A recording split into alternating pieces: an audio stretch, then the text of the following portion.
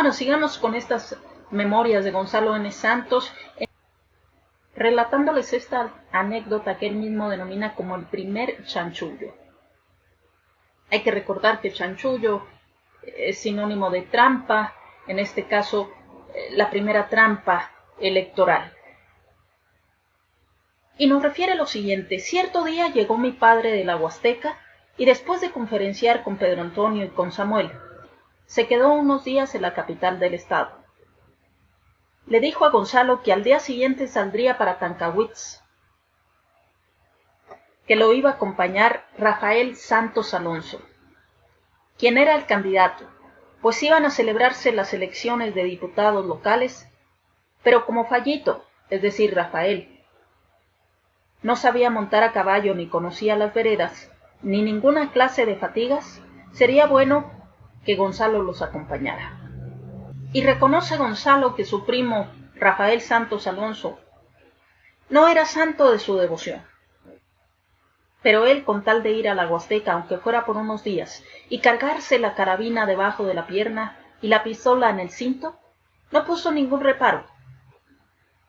Solo le pidió permiso a su hermano Pedro Antonio, quien le dijo: sí, Guajutz, va a haber elecciones y por Tancahuitz son candidatos Rafael, por parte de nuestro Partido Liberal Progresista, y por el Partido Católico, que son los contrarios, jugará el licenciado Blas Rodríguez, del grupo de los científicos del Estado, pues en San Luis y en las cabeceras de los distritos aún había grupos que se titulaban científicos y que eran los porfiristas más destacados de cada lugar. Así, al día siguiente tomaron el tren para Valles. Ahí los esperaban caballos de los de ellos, refiere Gonzalo, pues su padre no quería montar de los que después, durante la Revolución Constitucionalista, llamaron avanzados, ni que ninguno de ellos montara un caballo ajeno. Todavía esperaron la escolta de maderistas ya licenciados pero bien armados, unos 25 de caballería con Jesús Terrazas al frente y el primo de Gonzalo, Manuel Santos y Santos, como uno de sus oficiales. Seguían ostentando sus grados entre su propia gente, pero sin sueldo ni pertenecer al gobierno. Así refiere Gonzalo, ese sí era idealismo. Una vez sobre los caballos, la emprendieron hacia el pueblo, llamado entonces impropiamente Ciudad Valles. Pues refiere Gonzalo, dado que era un horrible villorrio, de no más de 2000 habitantes. En Valles almorzaron al estilo huasteco, cosa que le agradó a Gonzalo, pues hacía tiempo que no gustaba de esos placeres. Después la emprendieron sobre Tancahuitz. Y reconoce que su primo Rafael aguantó la jornada. Llegaron a Tancahuitz y fueron recibidos por el tío de Gonzalo, Rafael, además padre del candidato Rafael Santos Alonso, que era el jefe político maderista y jefe de las armas, dependiente de la misma jefatura.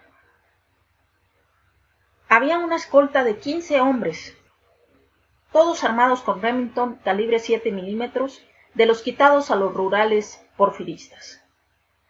A una voz del jefe político, el oficial que mandaba la tropa ordenó fuego e hicieron una descarga al aire en honor del candidato. Los caballos se alborotaron y el candidato por poco se sale por el pescuezo de su cabalgadura. Ante esto, Jesús Terrazas, que siempre traía dentro por lo menos media estocada de puritita caña huasteca, metió espuelas a su caballo, que era negro y se llamaba el Mono, lo echó encima del jefe político, lo rayó en las piedras de la plaza a unos cuantos centímetros de él y le dijo: mi coronel, sin novedad en el piquete. Esto con su sable en la mano. Y señala Gonzalo que su tío Rafael le contestó: carajo, por nada y me llevas de un caballazo. ¿Qué respeto me van a tener mis hombres con estas cosas? Atusándose la rubia y bien cuidada barba. Ante esto, el padre de Gonzalo se rió y le dijo: cálmate, Rafael, todo entra en los honores que se le están rindiendo al candidato. Y al día siguiente hubo una reunión en el palacio, donde estaba instalada la jefatura política, que por cierto, para ser de pueblo, era muy bonita. La plaza de Tancanwitz en aquel tiempo era bella, llena de laureles y todo el pueblo lleno de flores. De hecho, precisamente, en huasteco, Tancanwitz quiere decir lugar de flores. En esta reunión, Gonzalo vio a viejos contemporáneos de su padre y muchos jóvenes contemporáneos de sus hermanos. Tanto su primo Manuel como el propio Gonzalo concurrieron a esta reunión en calidad de mirones. Explicaron que los señores ahí reunidos iban a ser el colegio electoral, los cuales mandaban de los municipios, en donde los habían comisionado los ciudadanos para hacer la elección de diputados, y se llamaban electores. Así se hacía entonces. Posteriormente vendría el voto directo. Empezó la reunión y se nombró al padre de Gonzalo como presidente del colegio electoral y a los secretarios a un señor de nombre Heleno Aguilar, de Xilitla, y a Julián Álvarez, de Coscatlán, que quiere decir gargantilla de agua, por estar rodeado el pueblo de agua. Se levantaron las actas, las leyeron, presentaron una ánfora, una cajita de cedro como alcancía, cuadrada y con una ranura que le dijeron a Gonzalo que así se llamaba.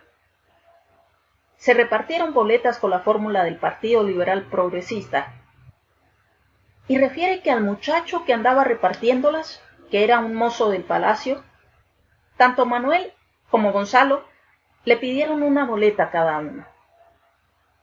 Posteriormente, el padre de Gonzalo refirió algunas palabras, señalando que el voto era secreto, y fueron pasando el ánfora por todo el lugar, como hacen los curas por toda la iglesia para recoger el óbolo.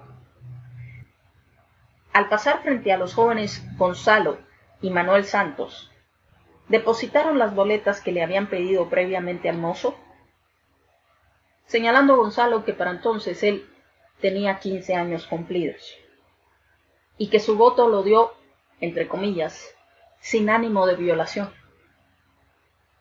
Y lo mismo su primo Manuel, que aunque ya era ciudadano, no era elector, solo por travesura. La cuestión es que, a la hora del conteo, y en la euforia del triunfo, nadie se fijó que eran más votos que electores, levantándose las actas, y como el otro candidato ni se presentó ni mandó representante, así pues, la elección fue unánime en favor de su primo Rafael Santos Alonso como propietario y del padre de Gonzalo, Pedro Antonio, como suplente, refiriendo a su vez Gonzalo que no cree que haya habido nepotismo, a pesar de que los Santos estaban barajándose solos en la cuestión electoral, y aunque Rafael no tenía ningún mérito revolucionario, ni era maderista, pues había ocupado un puesto de juez durante el porfirismo, entre ellos había muy pocos letrados. Es por ello que lo nombraron diputado por ser un Santos, y además por ser abogado. Error muy grave, refiere el mismo Gonzalo, porque cuando Madero y Pino Suárez fueron asesinados, la actitud de su primo Rafael en el Congreso del Estado fue un poco menos que pasiva. Tolerante con el cuartelazo, siguió disfrutando de su curul hasta que el huertismo lo corrió a su casa, lo mismo que al doctor Cepeda, gobernador que traicionó a la revolución, quien reconoció a Victoriano Huerta.